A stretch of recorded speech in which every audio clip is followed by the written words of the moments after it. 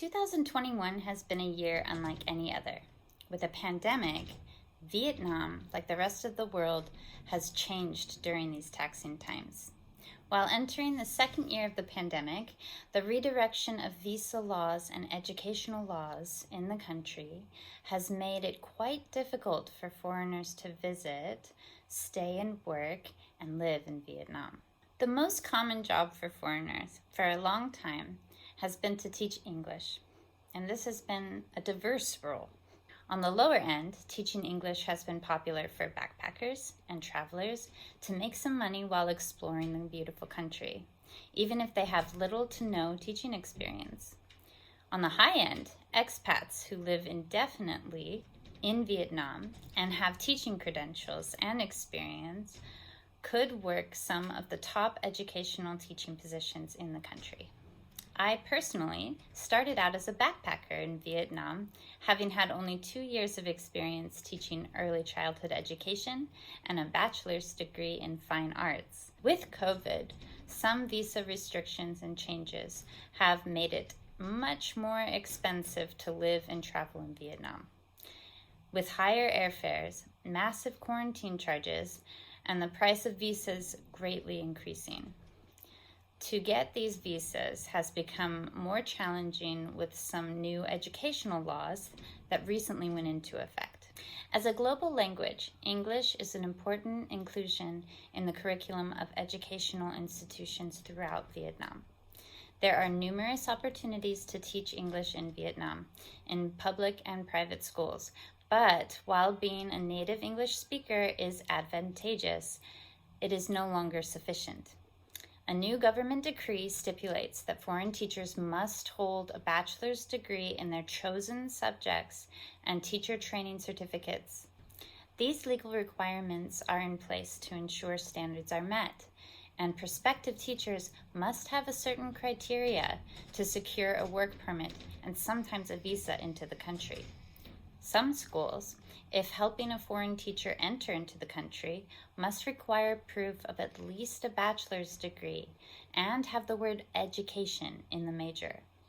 My bachelor's degree did not say education in the major, so I would not be able to re-enter Vietnam without the master's degree I'm working on now. In Vietnam, government ministries are responsible for drafting and implementing legislation.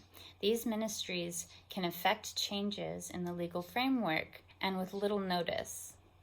Consequently, the views of relevant ministries hold significant weight in the Vietnamese legal framework. But it does make it unpredictable for schools, private schools especially, to predict what they will enforce.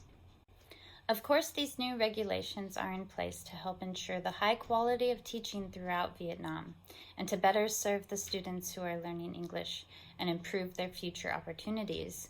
But how does it affect a country recovering from, say, the COVID pandemic? This part might be speculation, but it comes from my views having worked at schools in Vietnam. Many schools might be in trouble in this time of adjustment finding native English speakers with all the required credentials while also being able to afford their salaries. With the new visa restrictions, most schools will have to provide visas for foreign teachers, which can be very expensive, as well as difficult, for you must hire someone without meeting in person. Backpackers and tourists, when in the past would be picking up temporary teaching positions while traveling, weren't known for demanding high salaries. That being said, they weren't always known to be excellent educators with great work ethics.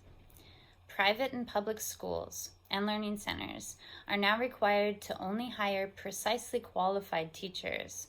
Already, many learning centers are closing due to a lack of staff, along with the other hurdles that the pandemic brings.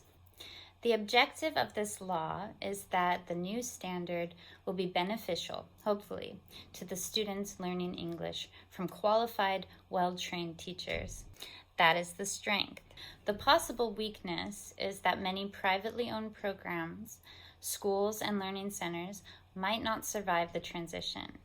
Even the public schools might have issues finding qualified teachers to fit the law's criteria. Vietnam is, right now, in a transitional period, as are many countries all over the world. Hopefully, this new decree works out for the children and for the teachers who would love to teach and work there.